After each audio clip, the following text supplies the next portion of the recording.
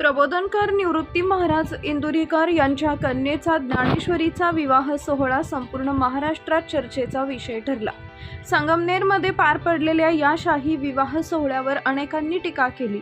लोकांना साधेपणाचा उपदेश देणारे महाराज स्वतःच्या मुलीच्या लग्नात एवढा खर्च कसा करतात असा प्रश्न विचारला गेला। मात्र या झगमगाटामागे एक असं भावुक सत्य दडलेलं होतं, जे लग्नानंतर काही दिवसांनी समोर आलं आणि ज्याने टीकाकारांची तोंडं बंद झाली। या घटनेचं मुख्य केंद्रबिंदू म्हणजे महाराजांचे जावई साहिल चिलप आणि त्यांचे कुटुंब।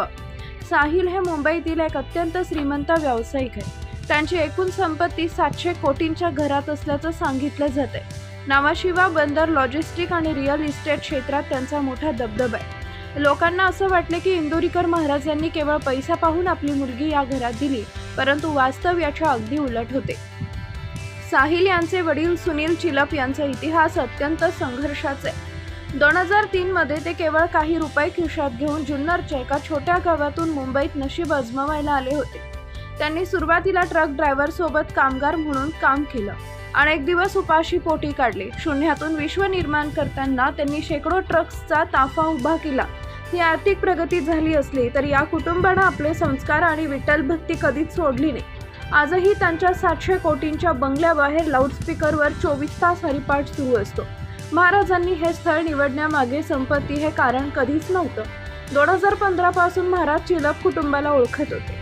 वारीच्या वाटेवर हे श्रीमंत कुटुंब वारकऱ्यांची सेवा करताना महाराजांनी पाहिलं होतं। साहिल सारखा उच्च शिक्षित तरुण, ज्याच्या दारात मर्सिडीज आणि ऑडी सारख्या गाड्या उभ्या आहेत, तो आजही आपल्या वडिलांसोबत शेतात राबताना दिसतो, हे पाहून महाराज भारावून गेले होते। लग्नानंतर जेव्हा महाराज मुलीच्या सासरी गेले तेव्हा तिथलं सात्विक वातावरण आणि मुलीचं सुख पाहून त्यांना गहिवरून आलं। जगाला सुधारण्याच्या नादात आपण स्वतःच्या मुलीला लहानपणी पुरेसा वेळ देऊ शकलो नाही, ही एक रुकरुक त्यांच्या मनात होती। त्यामुळेच मुलीला इतके संस्कारी कुटुंब मिळाल्याचं पाहून महाराजांच्या डोळ्यात पाणी आले। त्यांनी भरल्या डोळ्यांनी आणि कृतज्ञतेनं चिलप कुटुंबासमोर हात जोडले।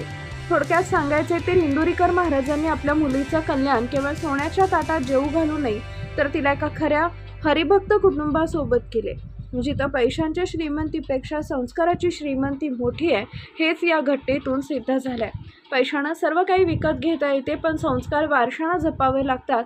हाच मोठा धडा या लग्नातून संपूर्ण समाजाला मिळाला।